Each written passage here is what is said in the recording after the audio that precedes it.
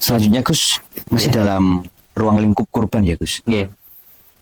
Kalau misalkan kita berusaha untuk memaksimalkan momen nahar, momen hari raya kurban itu Gus. Raya kurban. Sementara ekonomi kita tidak mumpuni, tidak mendukung. Sementara padahal keinginan kita kuat untuk ikut serta dalam berkorban. Nggih. Apakah ada solusi Gus untuk kita berkorban selain unta, sapi atau kambing? Apa ada solusi yang lain Gus? Nggih.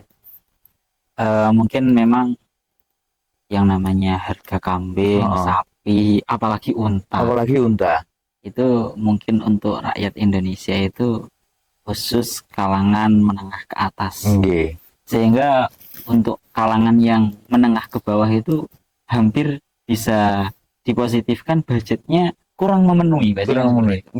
Sehingga bagaimana nanti solusinya kalau ingin dalam rangka memeriahkan hari raya kurban.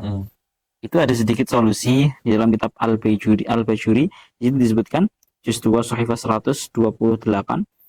Di situ beliau dawuh wa an Ibnu Abbasin annahu yakfi iraqatud dami walau min dajajin au iwazin kama qalahu al-Midani. Ini solusinya sangat menarik sekali.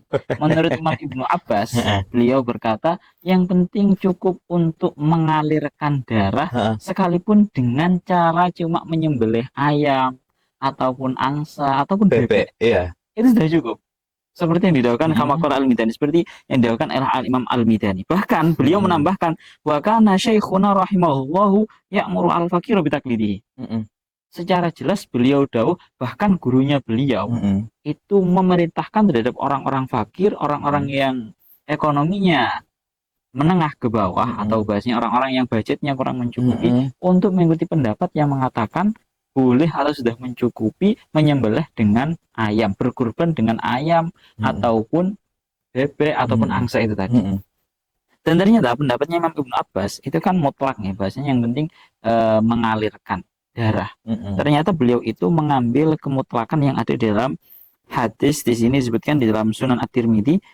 Di situ disebutkan an Aisyah radhiyallahu anha anna Rasulullah sallallahu alaihi wasallam qala ma amila adamiyun min amalin yauman nahri ahabba ilallahi min ihraqid dam. Terus ternyata di sini didawuhkan, diriwayatkan dari Sayyidah Aisyah bahwasanya baginda Nabi bersabda, tidaklah seorang anak Adam beramal di hari raya Idul Adha dengan amalan yang lebih menyenangkan terhadap Allah Ta'ala, yang lebih menyenangkan kecuali dari min ihraqid dam, kecuali dari yang namanya mengalirkan darah.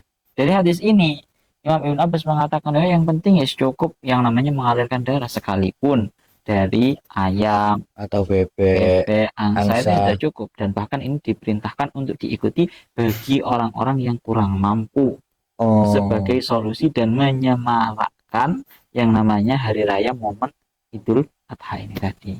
Berarti ya waktunya Gus, waktunya di hari raya Idul Adha tanggal 10, kemudian sami persis di hari tasreknya. Iya, sami persis seperti kurban normalnya. Jadi memang kalau memang benar-benar sudah nggak punya budget yang memenuhi untuk kambing yang lainnya itu, maka boleh di hari raya Idul Adha, kemudian di tanggal 11, 12, 13 hari tasreknya diniati untuk mendapatkan diniati untuk berkurban supaya mendapatkan fadilahnya kurban. Kalau misalkan kita menyembelih bebek dengan di hari tasrek atau di hari raya Idul Adha, kita nggak niatkan untuk kurban, ya kita nggak mendapatkan fadilahnya. Yang penting kan niatnya itu benar-benar untuk kurban. Oke. Terima kasih Gus Wasil.